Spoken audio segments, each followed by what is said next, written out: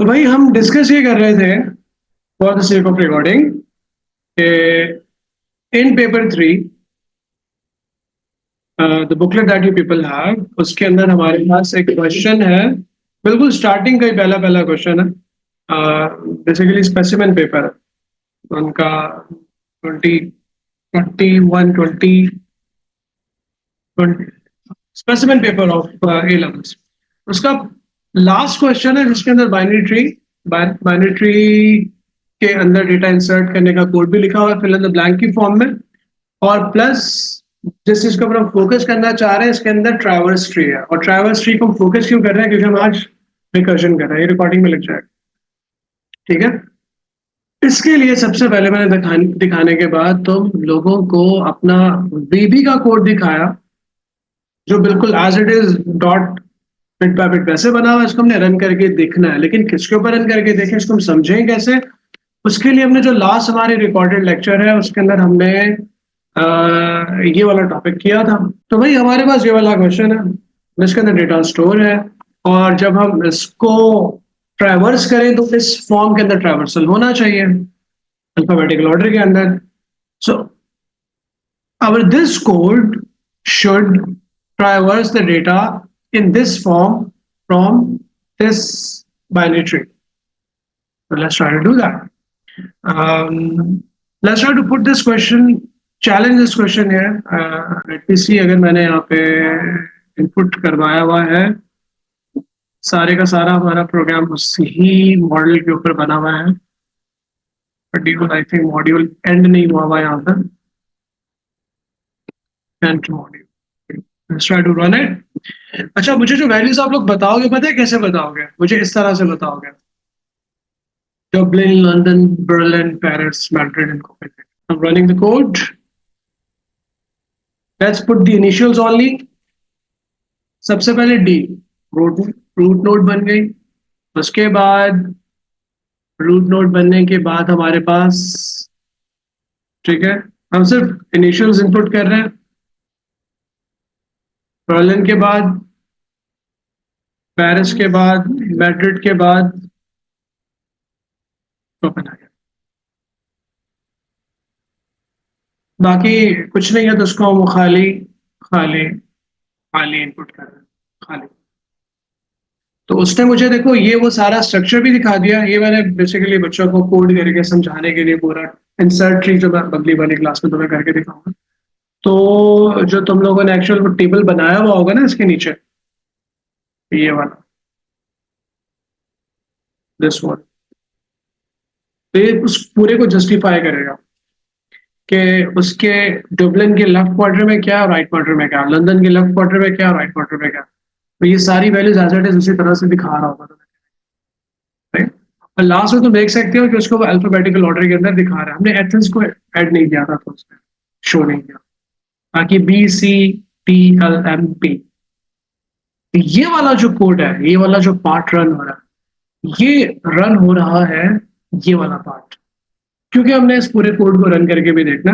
तो अभी मैं इसको आप लोगों के साथ मिलके यहाँ पे सूडो कोड की फॉर्म में सिर्फ इतने से पार्ट को मैं ट्रेस करके दिखाऊंगा विद हैंड, क्योंकि अभी हम पिछले हमने दोनों क्वेश्चन बाय हैंड ही किया ना। Alright, so keeping this in our mind, this is the data right now and it will going to output the values in a form of alphabetical order. Last हमारे पास एक data और भी था, Athens. Let's try to run this. सबसे पहले हमें क्या मिलेगा? डबलिन।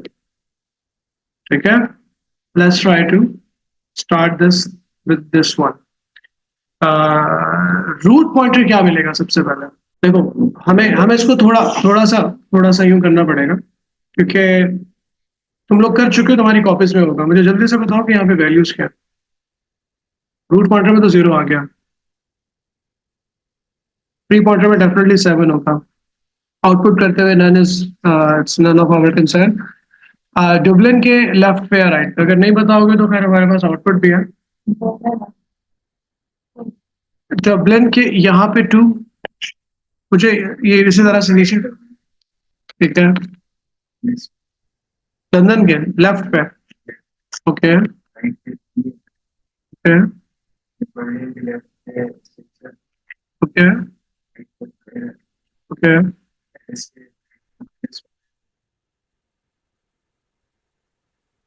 तुम्हारा चेक करो, बिल्कुल सही लिखा है ना हमने। बाकी सबके -1 है। मैड्रिड के दोनों तरफ कोई नोड नहीं है। कोपेनहेगन के दोनों तरफ कोई नोड नहीं है। एथेंस के दोनों तरफ कोई नोड नहीं है। और डेफिनेटली ये रिमेनिंग 8 और 9 को करेगा, इधर भी -1 होगा और यहाँ तो -1 होगा। इसको देखते हुए उसको जो है आउटपुट करना है अल्फाबेटिकल ऑर्डर के अंदर, ये वैल्यूज इस तरह से स्टोर बाइनरी के अंदर मौजूद। ओके, सबसे पहले रूट नोड उसको क्या मिलेगी? 0। 0 पे जाएगा वो। इस पूरे 0 का मतलब देखो, 0 का मतलब पता है क्या है? ये पूरा उसके ट्री डेटा के अंदर डबल है, उसके लेफ्ट पॉइंटर के अंदर 2 है, उसके राइट पॉइंटर के अंदर 1 है। यहाँ जो है वो ट्री, अच्छा जो मैंने यहाँ पे डीएसबीटी नाम रखा हुआ है, इसका पूरे का नाम डीएसबीटी रखा हुआ है। इस पूरे का नाम डीएसबीटी है, ठीक है, just to avoid any confusion. और लेफ्ट पॉइंटर बिल्कुल वैसे ही लिखा हुआ है, राइट पॉइंटर बिल्कुल वैसे ही लिखा हुआ है। लेकिन यहाँ पे ट्री डाटा लिखा हुआ है, मैंने वहां पे सिर्फ डाटा लिखा, सिर्फ ये थोड़ा सा फर्क है, ठीक है। तो this is DSPT, left pointer, right pointer और डेटा। हम इस प्रोग्राम को शुरू करेंगे रूट से ट्रैवर्स करते हैं। रूट के अंदर सबसे पहले हमें मिला 0। नीचे की कंडीशन चेक की उसने, अगर हमारे उस ट्री के 0 के लेफ्ट पॉइंटर के अंदर 0 नहीं है तो, ठीक है, यहां पे लेफ्ट पॉइंटर के अंदर हमारे पास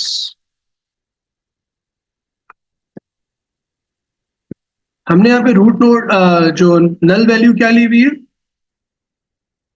-1 ले हुए। इसको -1 कर देते हैं,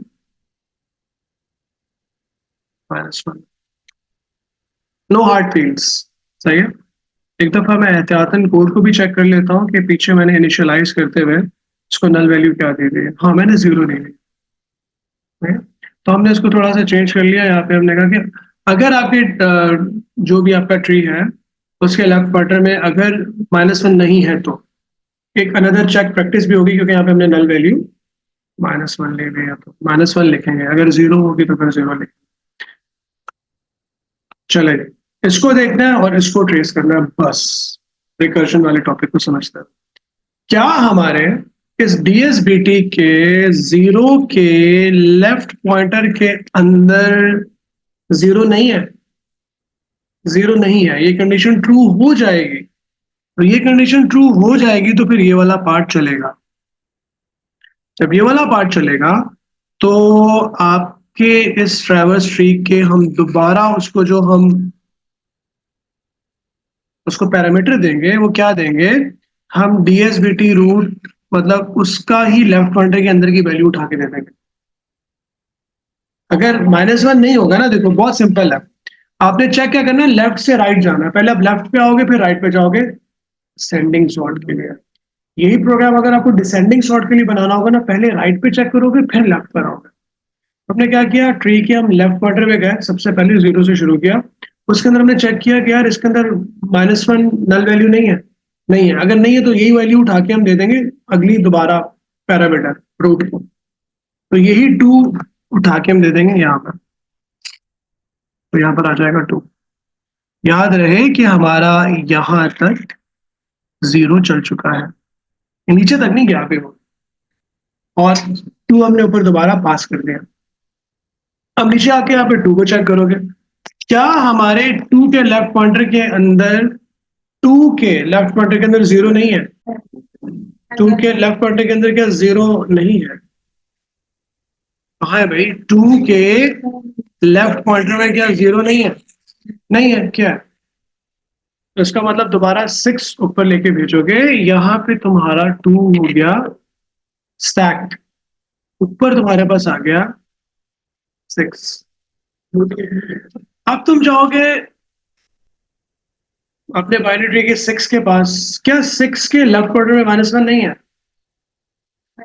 है। ओके, इसका मतलब ये कि ये इसको अब स्किप करके यहां आ जाएगा,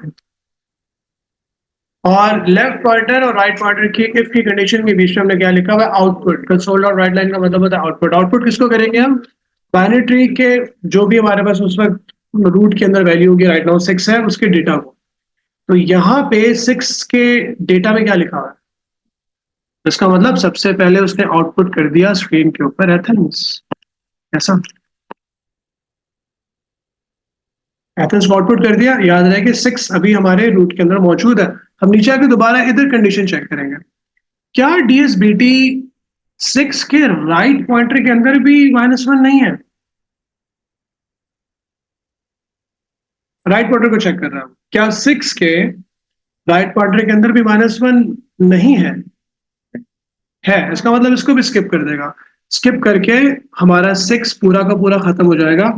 इसका मतलब 6 जो था वो हमारा स्टैक ही नहीं होगा, पूरा चल गया, एंड तक चला गया ना वो, चल गया।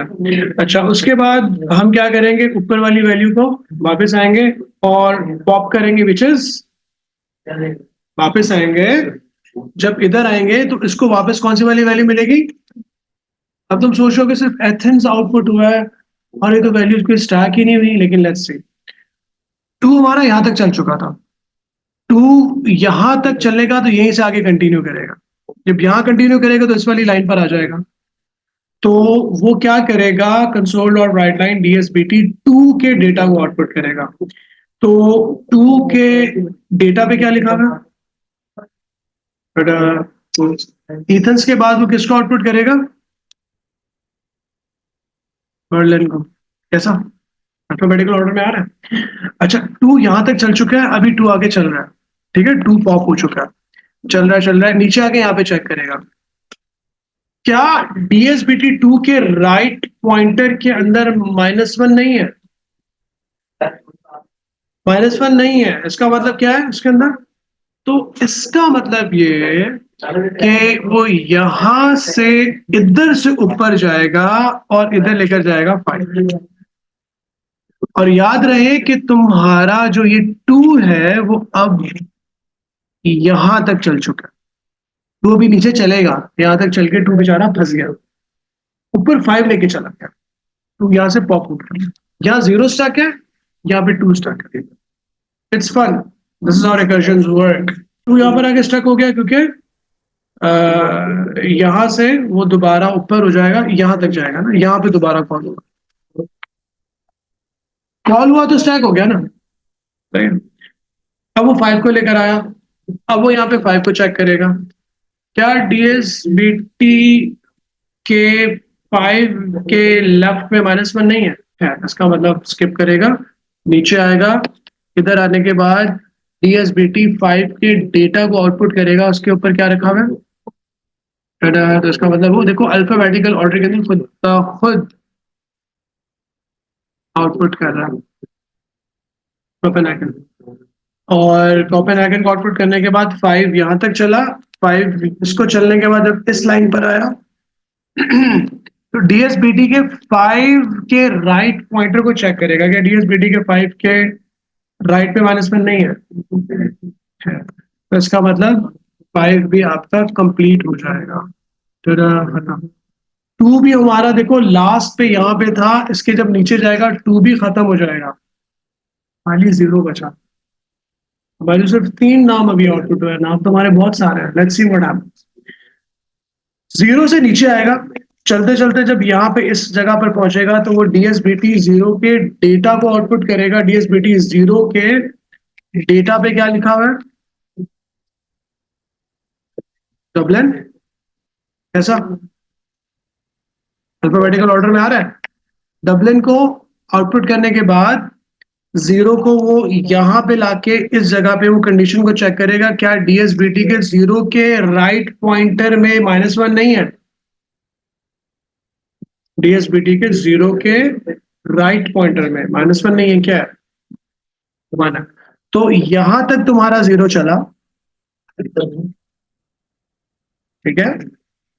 देखो डीएसबीटी 0 का राइट पॉइंटर यानी कि 1, ये पूरी ये वैल्यू देखो एज अ पैरामीटर के तौर पे ट्रैवर्स ट्री है, दोबारा यहाँ से ट्रैवर्स ट्री के इधर, तो फिर इधर दोबारा 1 लेकर आएगा ये।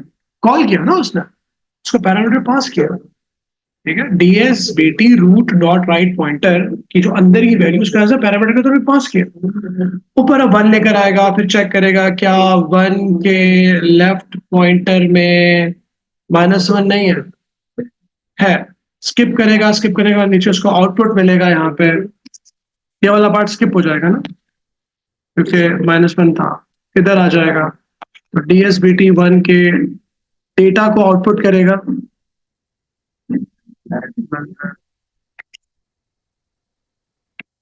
आउटपुट करने के बाद फिर यहाँ पर आ जाएगा, डीएसबीटी 1 के राइट पॉइंटर में देखेगा, -1 नहीं है क्या है? तो यहां से दोबारा इसके ऊपर से यहाँ पे 3 कॉल होगा, तुम्हारा 1 यहाँ पे स्टक हो गया, इधर आ गया 3 के लेफ्ट पॉइंटर में 4 है, तो इसका मतलब तुम्हारा 3 यहां तक 0 ये खत्म हो गया था, 3 यहाँ पे स्टक हो जाएगा और ऊपर लेके जाएगा वो 4 के लेफ्ट पॉइंटर में क्या है, -1 है, नीचे आके आउटपुट करेगा, तो यहाँ पर आउटपुट करेगा मैड्रिड,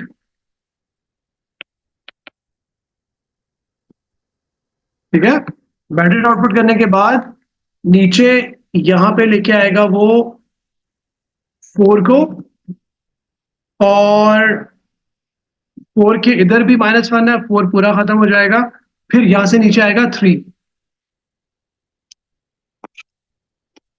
जो ऊपर स्टक हुआ था, 3 के डेटा पे क्या लिखा हुआ है, तो देखो पूरा तुम्हारा अल्फाबेटिकल ऑर्डर में आउटपुट हो रहा है। अब ये पूरी ड्रिल ना मैंने रिकॉर्ड भी की, I know it can be little bit confusing, लेकिन बेटा जैसे मैंने इनकरेज किया कि रिकर्जन के इस बाइनरी वाले क्वेश्चन को घर जाके दोबारा समझ के जब सॉल्व करोगे तो it will going to do justice with recursion, ठीक है, पीटी की रिकर्जन थोड़ा सा टाइम और लगेगा, थोड़ी सी एफर्ट और लगेगी, करने का तरीका क्या है मैं तुम्हें पूरा समझा देता हूँ, इसको सामने रखो, सही है, आउटपुट किस शक्ल में होने चाहिए,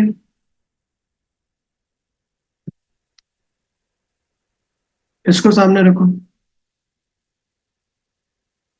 सही है, और उसके बाद इसको ट्रेस करो, कंसोल और राइट लाइन का मतलब आउटपुट, इस कोड को आई रिकमेंड कि अपनी कॉपी में किसी जगह पे लिख लो, इसकी हेडिंग क्या होगी, ये ट्री का रिकर्सिव ट्राइवर्सल है, ठीक है, इसको सूडो कोड की फॉर्म में लिखो, सूडो कोड की फॉर्म में लिख के इन दोनों चीजों को अपने सामने रखो, और सामने रखने के बाद इसको ट्रेस करके देखो कि क्या ये समझ में आ रहा है नहीं आ रहा, पूरा पैटर्न अपनी जगह पे बैठ रहा नहीं, सही है, चले जी, सी यू गाइस।